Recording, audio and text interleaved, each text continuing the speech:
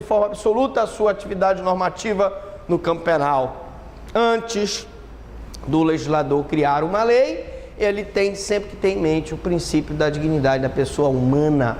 Ou seja, eu vou criar essa lei, mas vem cá, essa lei não viola o princípio da dignidade da pessoa humana. Olha, se a gente criar, formalmente vai estar ok a legalidade, mas materialmente o Supremo vai declarar inconstitucional.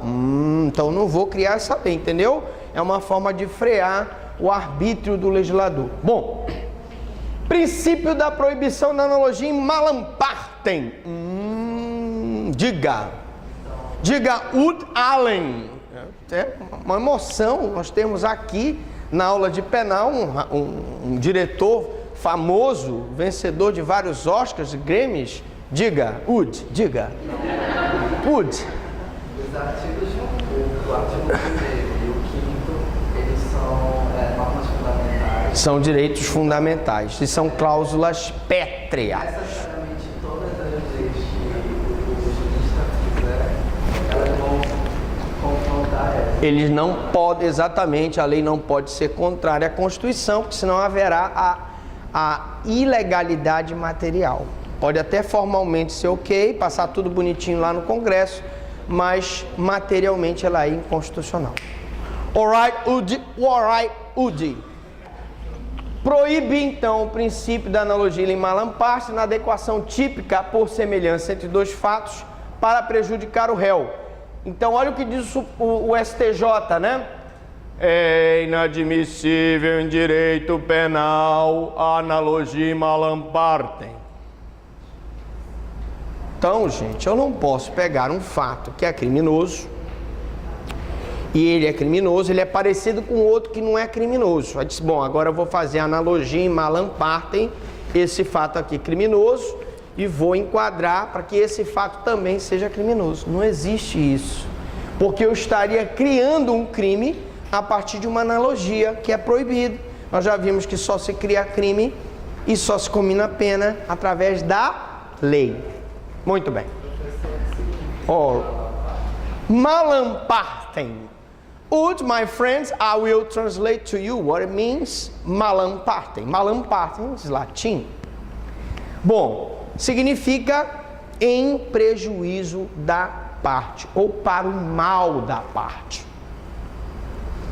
Em prejuízo da parte ou para o mal da parte. Tá bom? Muito bem. Princípios da exclusiva proteção dos bens jurídicos. Esse é o princípio fundamental do direito penal, né? O direito penal protege bens jurídicos essenciais ao indivíduo e à coletividade. Vida, patrimônio, propriedade, honra, fé pública, administração pública, tá? Dentro do quadro decorrente da concepção de Estado de direito democrático e o fim, que é o fim do direito penal. Ora, quando uma pessoa ofende a vida, ele responde por homicídio. Quando ele ofende o patrimônio, ele responde por furto. Então, não há dúvida nenhuma que um dos princípios basilares do direito penal é o princípio da proteção dos bens jurídicos. Vamos lá. Princípio da exclusiva proteção dos bens jurídicos. Esse princípio impede que o Estado venha a utilizar o direito penal para a proteção de bens jurídicos ilegítimos. Então eu poderia, por exemplo, pensar assim, bom, professor, isso significa que, por exemplo, eu não tenho aí uma estipulação de uma proteção do direito penal em favor do tráfico de drogas. Não posso ter uma proteção do direito penal em favor do jogo do bicho? Claro. Tá, professor, mas aqui o bem jurídico ali não pode ser para proteção de bens ilegítimos. Como é que eu tomei conhecimento que um juiz federal concedeu o direito de uma mulher fazer um tratamento com base no tetrahidrocannabinol, que é o princípio básico da maconha?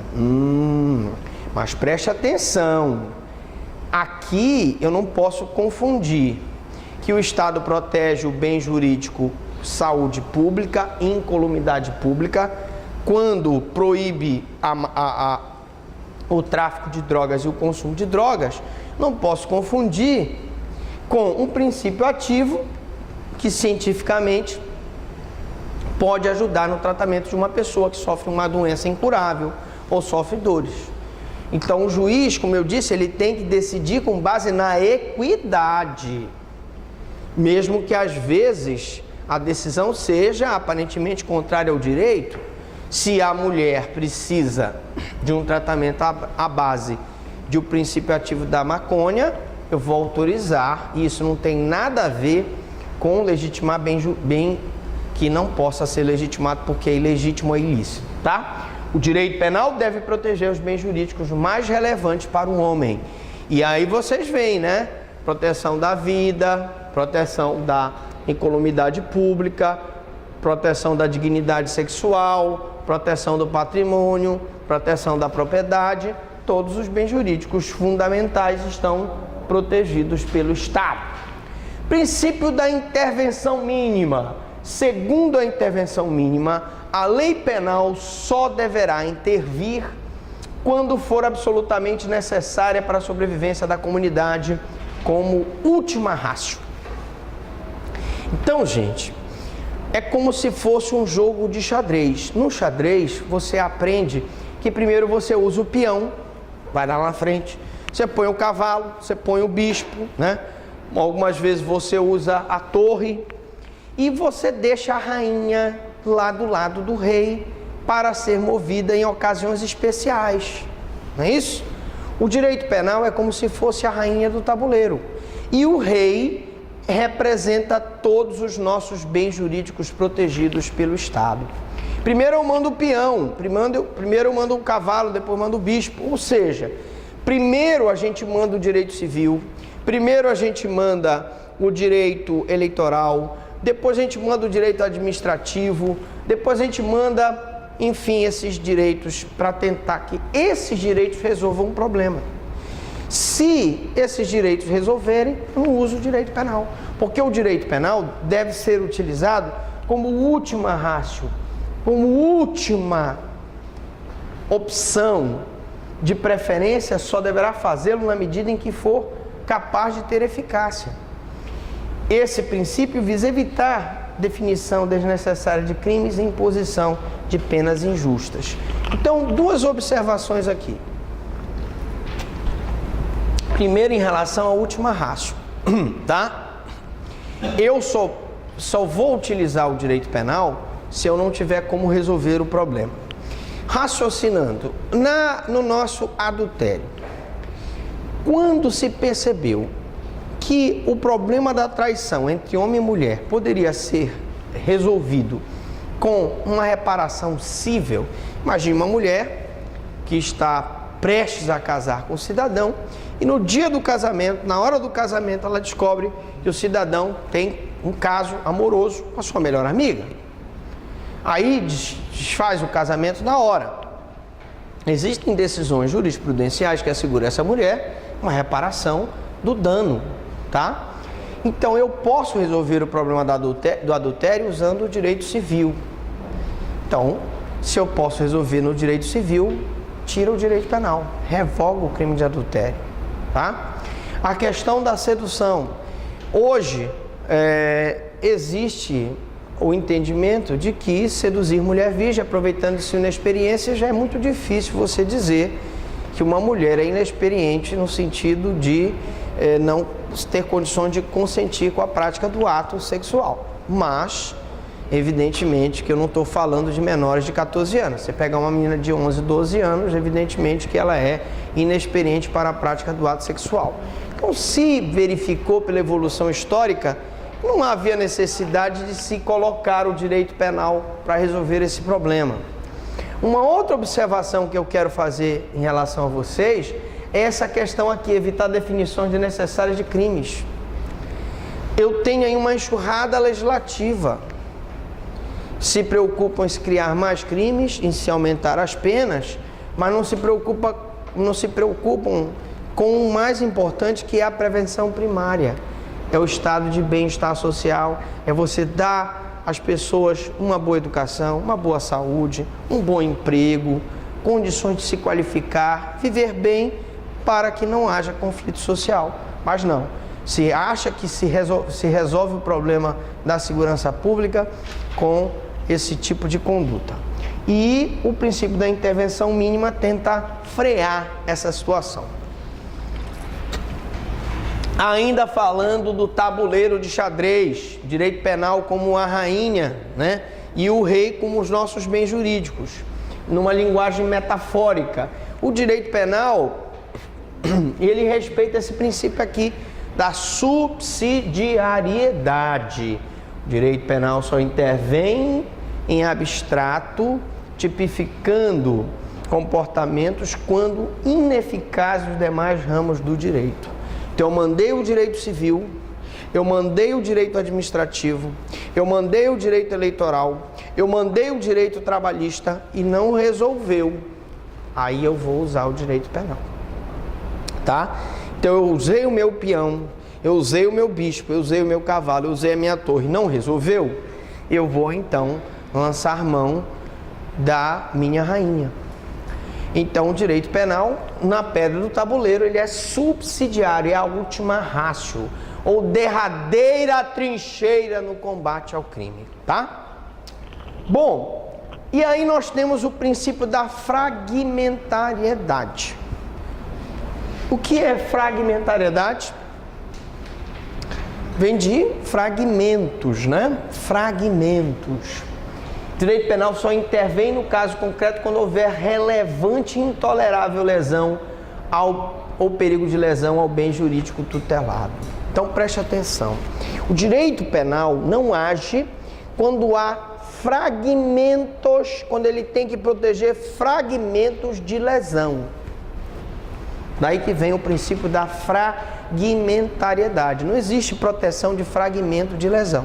Existe proteção de relevante e intolerável lesão ou perigo de lesão. Lesão, quando há efetiva lesão ao bem jurídico, lesão corporal, dano, né? E perigo de lesão, eu poderia exemplificar como a direção de veículo automotor, a pessoa embriagada, né? Embriaguez no volante, na direção de veículo automotor.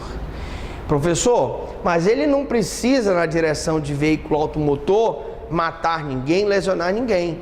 Mas só o fato de ele estar conduzindo lá o seu veículo, cheio da manguaça, ele já está causando perigo de lesão à coletividade, tá? Então, direito penal não protege fragmentos. O direito penal, ele protege intolerável lesão, perigo de lesão a bem jurídico, tutelado pelo Estado. De quê? Uma ação? O que seria um fragmento de proteção do bem jurídico, né? Você vai ver que todos nós aqui, somos criminosos. Você sabe por quê? Porque todos nós praticamos crime. Mas, professor, o senhor está dizendo um absurdo? Vou já jogar ácido no seu carro. Não, peraí, calma, não jogue o ácido, calma. Vou explicar. O senhor, por exemplo, o senhor já matou uma mosca? Já matou uma formiga? Já matou, né? O senhor, então, praticou crime, no mínimo, crime ambiental. Porque a mosca e a formiga, os insetos são considerados animais, você não pode matar animal. Mas me responda sem pestanejar. Quero que você me diga verdadeiramente, sem mentir. O senhor, por acaso, já deu um tapa numa barata? Nunca deu.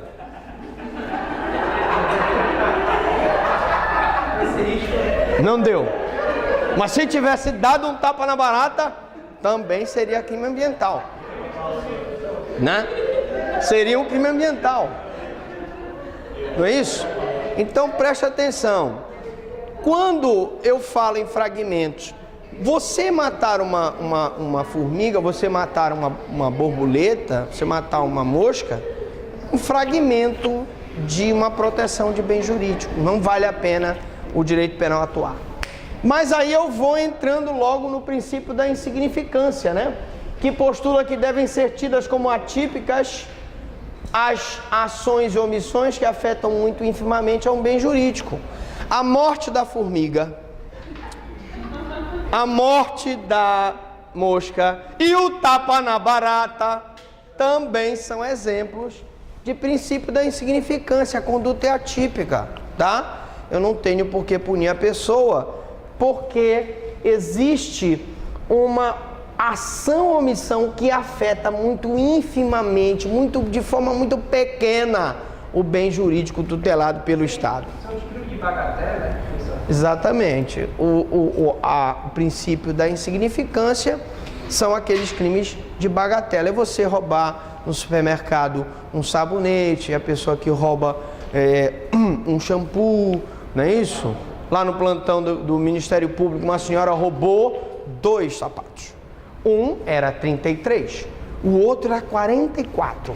Não tinha lógica.